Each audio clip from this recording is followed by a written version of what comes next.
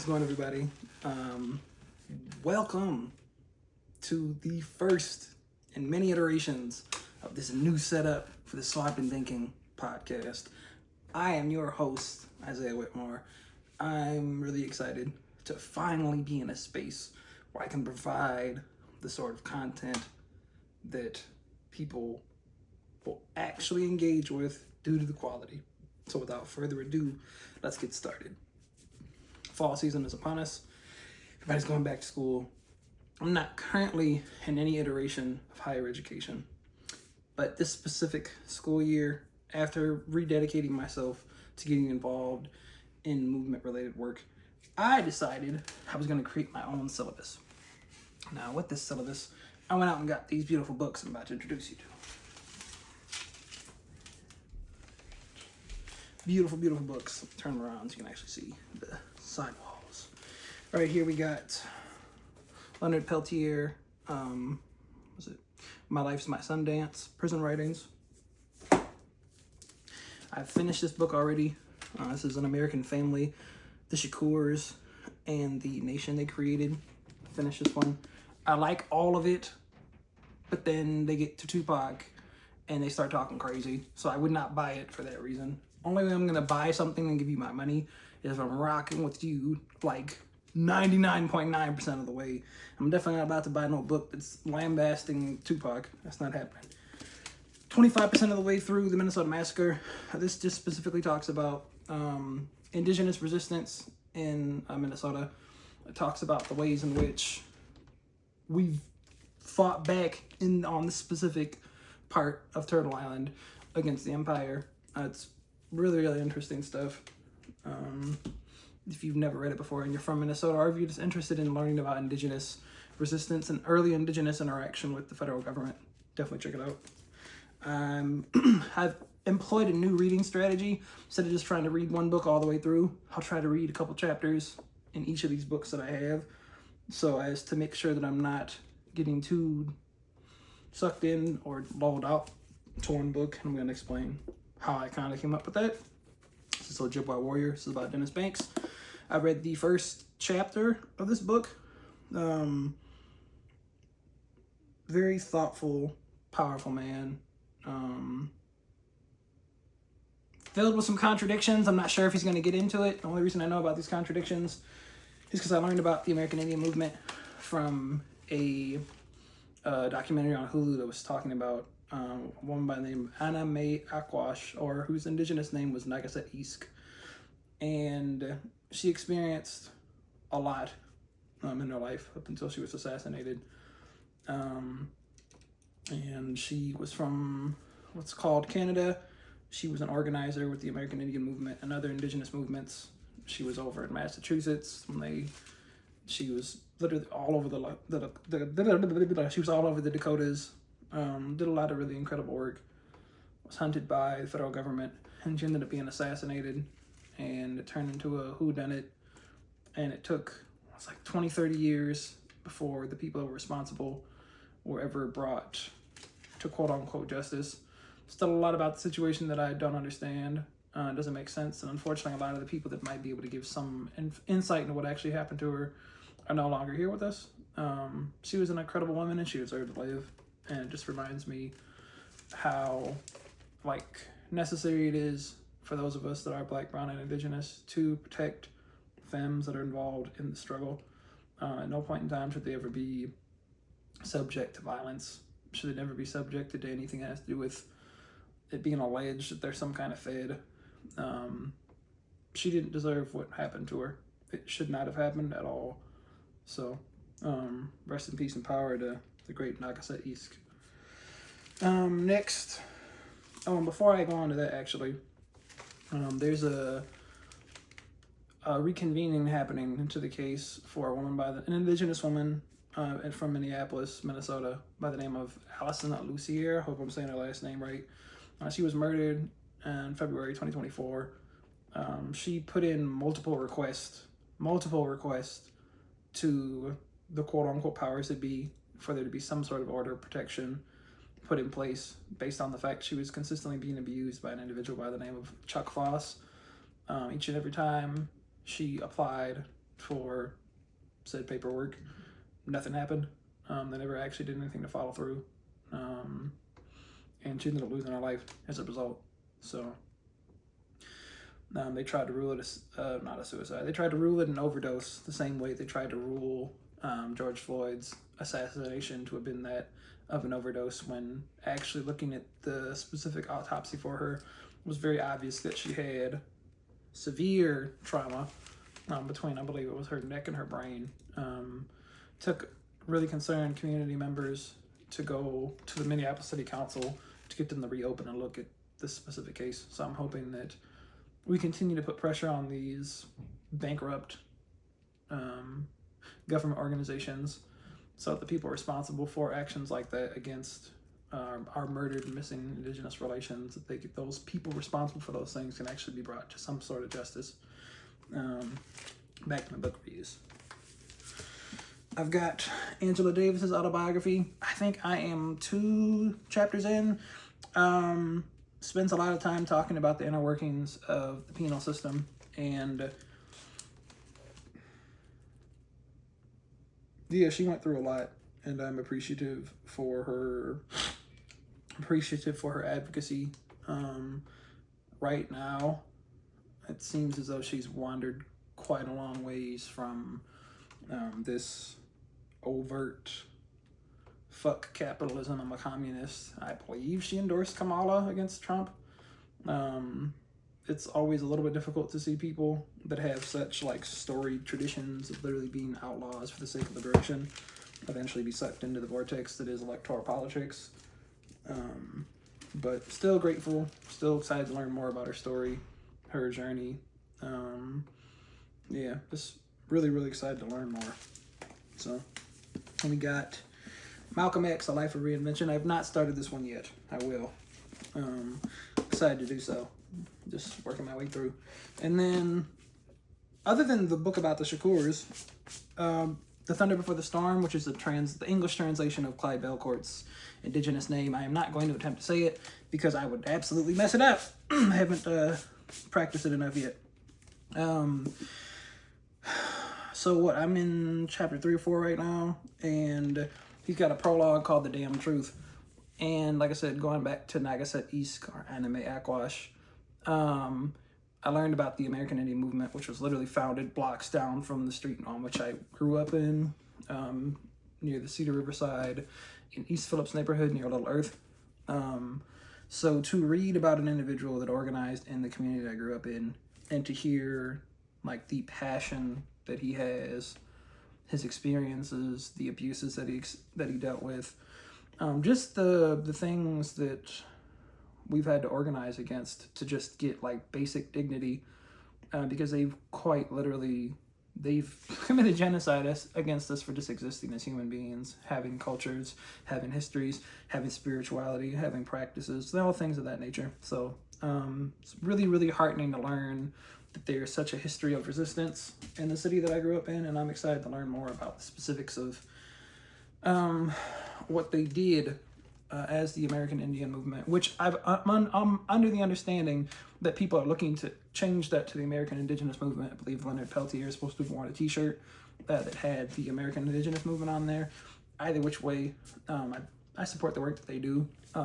They did so much incredible work, occupying spaces, demanding, that's the thing, like we don't, Tupac even said it, we're done asking, we're done pretending that this genocidal fascist government is going to do things that actually benefit the people, because they've shown themselves time and time again to be untrustworthy and to be flat out evil. So when the people actually come together and they demand justice, they demand that their rights be honored, so on and so forth, we start to see change. And it's not because of elected. Stop letting elected officials take responsibility and ownership over programs that were started by and persecuted by the Young Lords, the Black Panther Party, the Weatherfront Organization, hope I'm saying that right, so on and so forth. Like, we gotta stop letting these people co-opt our movements and then pretend as though, okay, well now you've got scraps that's worse than the program that these actual revolutionary organizations set up, so shut up and be happy now.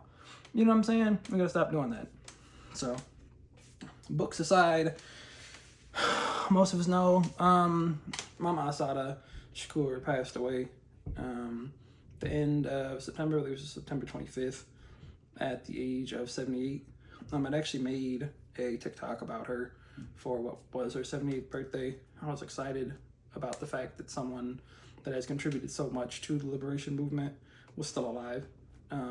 She's a legend. She's a GOAT. She's an OG. She was involved in the Black Panther Party, and she left away from the Black Panther Party because she kind of started to see the ways in which COINTELPRO, even though they did not have a name for it, it was not open to the public that this thing was persecuting them. She started to get an inkling that they were being pitted against each other, and it wasn't them that was doing it, it was the powers that be. She eventually went and joined the Black Liberation Army. The Black Liberation Army were individuals that like wanted to quite literally strike back and be the vanguard of the revolution. They wanted to start the revolution. They robbed banks. They did whatever they possibly could to try to stoke up and stir the flames of revolution. And many of them, like, suffered the consequences. They went out, they barbecued bacon. For those of you who know what that is, good for you. For those of you that don't, oh well. Ended up being a situation where they were in hiding, and while they were in hiding, they decided to drive down the New Jersey Turnpike late into the evening. And while they were doing this, they ended up being pulled over. When they were pulled over, this particular state trooper ended up killing an individual by the name of Zaid Shakur, and he also almost killed Assata. Assata ended up being imprisoned. She was transported from prison to prison to prison. They do this all the time to try to disorient revolutionaries and people that might, be able to organize the penal systems and get people that are quote-unquote prisoners to actually have their rights honored. They don't like that because they like treating people like slaves. They like treating people like property. And I believe she was in prison for anywhere from, it was about 3 to 5 years, somewhere in there. Sometimes I try not to give specifics because I do not like being wrong. I like giving good information. I want you to be somebody that you can, when you come to me and you're hearing my takes on things, you can trust that I'm telling you the truth. Still fact check me. Fact check the fuck out of what I'm saying. But I want to be a resource that is accurate, that's well researched, so on and so forth. Any rate, she decided it was time for her to escape because she had a daughter before she was initially incarcerated, and her daughter came to visit her. Her daughter was old enough to where she's talking, she's asking questions, and she's like, "Why can't you just leave?" So Assata tells her daughter to try to leave from the visitation room that they're in, and her daughter's yanking on the door, dum dum dum dum dum dum. She can't get out, and her daughter starts to cry. And, she basically tells her, see, I told you so. Her daughter and whoever her caretaker was at the time, I can't recall, apologize. They leave, and she says to herself, you know what, I got to get up out of here. I'm missing out on my child's life. I'm missing out on all these different things. I'm in prison when they tried to kill me. How does that work? So her and members of the Black Liberation Army, the Shakurs, the Matulus of the world, those individuals, they came together and they decided they were gonna bust her out, and they successfully did so. She lived in hiding all over the United States for a while. She went from the United States eventually to the Bahamas, and from the Bahamas to Cuba, and Cuba protected her from the United States government until she passed away this past month, September 25th. So, yeah, long live Assata Shakur. People that might be like, oh, she's old, she didn't contribute anything, blah, blah, blah, whatever. I attempted to get her autobiography when I got all these books, beautiful books, and there were 37 copies of her autobiography. All 37 copies were all loaned out. So that should tell you something. Her words are just as important right now, today, as they were when she was experiencing what she experienced and she wrote her book.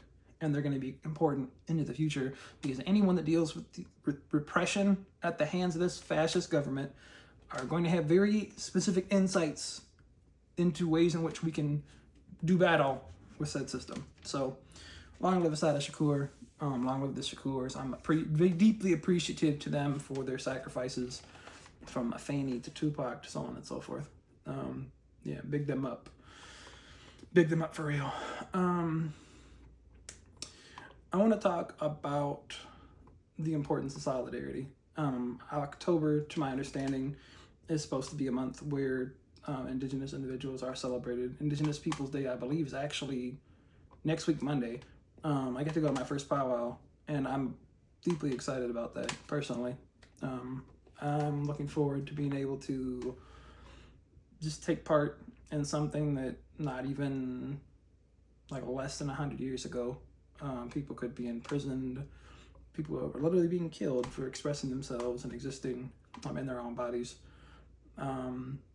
Indigenous, like Black, Brown, and Indigenous spiritual practices are the ones in which I've had the deepest, like the feelings they tell you you're supposed to have with any of these other Abrahamic faiths.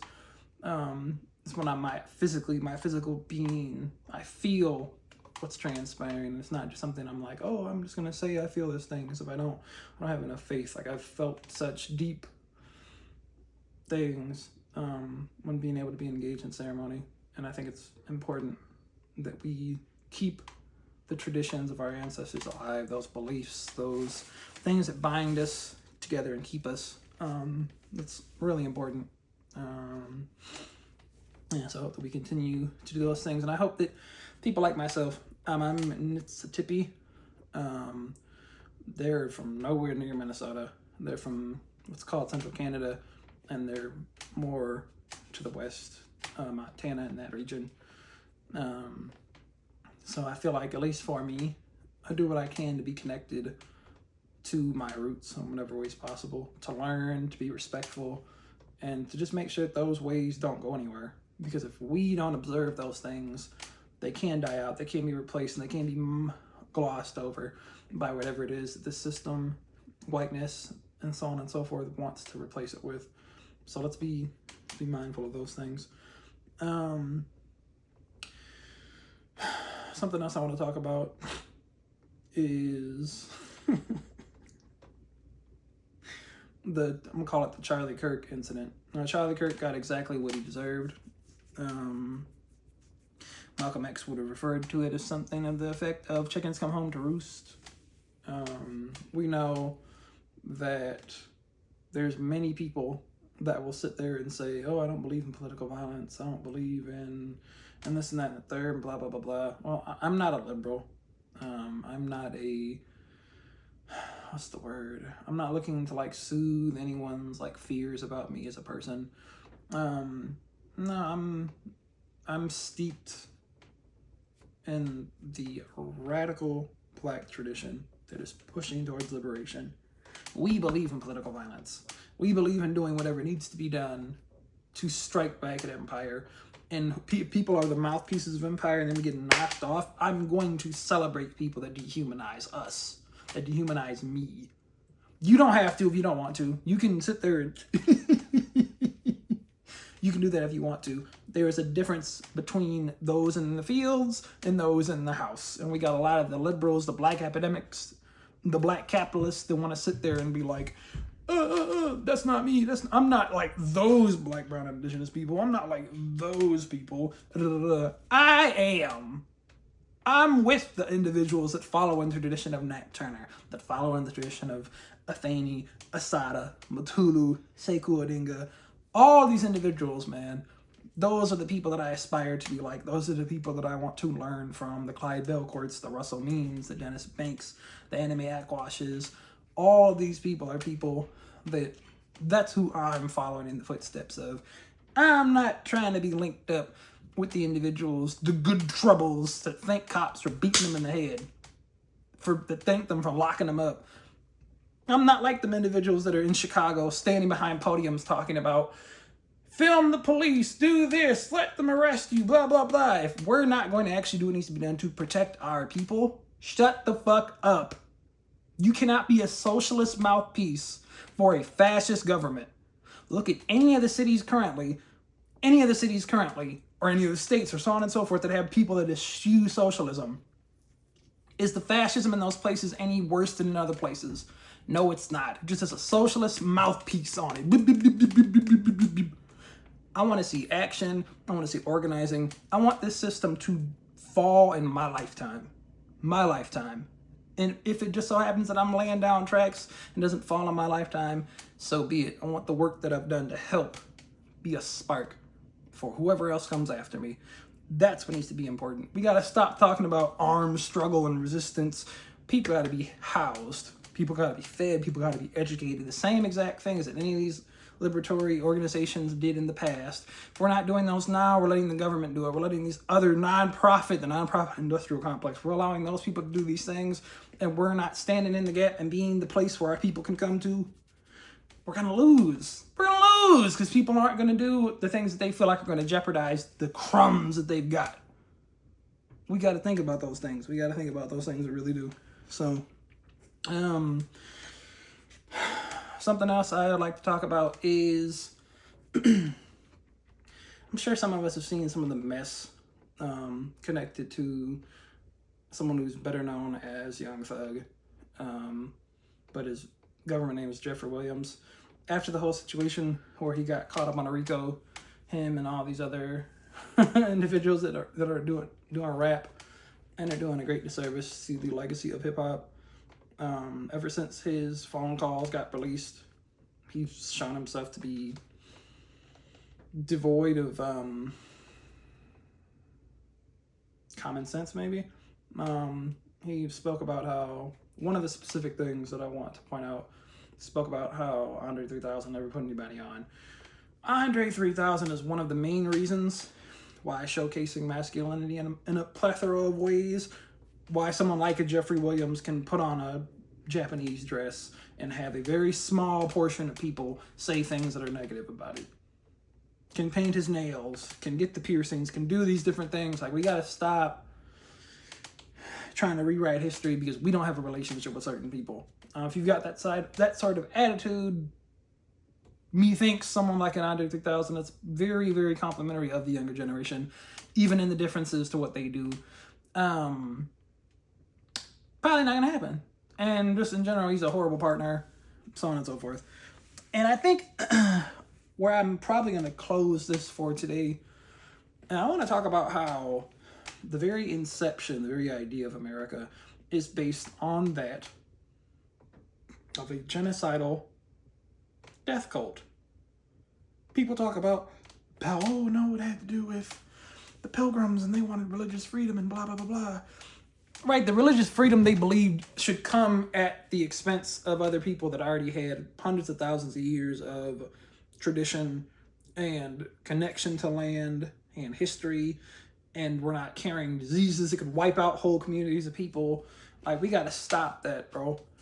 People like to talk about how, the police force started because it had to do with slave catchers. That's a lie, bro. Where it really started is when they first got over here. They had what was called savage patrols, where they took the drunks, the abusers, the most fucked up people in their group, and they had them go out and basically canvass the area to make sure there were no savages in the area. And then we transport up to when eventually we end up over here, or more of us end up over here, as those are indigenous to the African continent. And we end up over here, and then what we went through in regards to them ends up happening. Like, we do this thing sometimes, unfortunately, where we, like, don't even talk about what happened to those that are indigenous to Turtle Island. And we just talk about what happened. Well, this is what happened to black people, to black Americans. And it's like, right, that's important, but we have to contextualize everything. We've got to make sure that we're standing in solidarity and giving correct information, because the things that there were concentration camps in the U.S. that specifically were housing indigenous people. They had boarding schools were basically concentration camps where they were cutting off their hair, beating them for speaking their own language, trying to brainwash them into believing believing that the things about them that were most sacred, most holy, most true were somehow demonic, and so on and so forth. And I'll never find it. There's nothing more ironic than the reality that these same organizations that took our resources are now the ones that are responsible for giving us crumbs back, i.e. most Abrahamic faiths, Catholic charities, the Catholic Church, like all these organizations that are now like connected to doing good. If they'd never come over here as spies for empire, we wouldn't need their assistance at all. We wouldn't need their crumbs, their micromanaging, their white savior complex. We wouldn't need none of that shit. It's fucking disgusting to me. Yeah, back to the whole cult thing. So then as we like look into history, this specific style of governance, the founding fathers, they never intended for anyone that was not a straight white man that owned human beings and owned land and had a so-called family. Owned land that didn't belong to them. Let's put that there. Those were the only individuals who were ever supposed to take part in lording over this landmass. So anybody that's on the founding one, fuck the motherfuckers, bro. I don't care what they thought. I don't care what they thought. They were ignorant bigots that should have never been allowed to exist in a space of government. This whole, the myth of America. Really, really look into what the motherfuckers actually believed about everything. They were idiots, bro. They were bigots. They were hateful monsters. And we're in the mess that we're in today because all of this, the framework for this shit, was mapped out by monsters. So of course we're going to be in the situations that we're in now. It's fucking disgusting, man. Fucking disgusting. So anyway, back to cults. So it's like, now it kind of makes sense to me why some place like America has a difficult time intervening in situations where there are cults that are quite literally taking taking advantage of those that are a part of their cult. We've got the situation that happened in Jonestown. He was up there with the Democrats. He was up there. He was rubbing shoulders with presidents and vice presidents, and they did nothing to stop them when all the allegations of what he was responsible for came out. They did nothing to stop them from going from San Francisco down to Guyana. And they could have. They didn't stop that senator from going down there and getting killed. They didn't stop any of this, and they allowed 300 innocent children to be knocked off because of a megalomaniac that thought he was God. It's like the worst case of white savior complex you could get. They didn't stop the individuals in Waco, Texas, that they ended up burning alive. Almost 30 children in that case. They got all this technology and all these different ways that they can engage with people, and they always resort to tanks and fire and flames and fire and brimstone and bombs. And then even with the MOVE group, a group that I'm learning from this podcast called Murder at Ryan's Run, I believe it is. They were never a liberation group. They were never a revolutionary group. They eschew that rhetoric publicly to get people to join the group. It's an abusive cult. John Africa was an absolute scam artist. It's always interesting to me that a lot of these individuals that start cults and serial killers, they have a background in the military. And a lot of the time they also have, I don't know if developmental issues is the correct term, but there's always signs, man. There's always signs. There's signs. Fucking Wayne Williams, who ended up being, dragged down as the person responsible for the Atlanta child murders. He was at the gala, the biggest gala they had, as a photographer for all the victims that were being dealt with. And at least to me, I don't feel like they've ever actually fully investigated the connection between the white clientele, the flop house they had, where people would quite literally go to engage in inappropriate behavior with underage black youth. My theory is that he was an individual that they would use to go into the communities, take the kids without there being anyone being any the wiser, and whatever happened to him. And then as they were trying to wrap up, hey, it's getting too hot, they didn't tell him on purpose so he would get busted where one of the last people that had been responsible for helping him recruit was going to be. So when he did dump the last body of one of the people that was recruiting with him, they busted him and pinned it all on him. So he's responsible. I hope he burns in hell. And the fact that there's no lethal, or this is for individuals like that, to me, again, I believe in political violence. I think political violence extends to certain things like that. You killing children, I think you should get what's coming to you, hopefully in this life and the next life. But again, that's me. That's just me. Yeah. So, rewinding back to move. So there's a bunch of different things that they've been involved in throughout the years, where one of the main people that was supposed to witness against John Africa being found dead, electrocuted to death in water. Of course, that was never solved. There's another individual that, as far as I'm concerned, I'd be hard pressed to see any evidence to prove that they weren't responsible for that as well. But I think that in general, we gotta hold the people that have the power culpable for the areas where we lose lives. Even though they are a highly destructive, fucked up ass cult, they should not have been bombed in 1985. Almost 70 houses were burned down because, again, like I said, they have all these methods. They have all these non-lethal methods where they can get people to comply if that's what they're choosing they need to do. And they always result to, again, like I said, tanks and bullets and bombs, because that is the American way. Death and destruction. They don't care about the youth. They don't care about the innocent.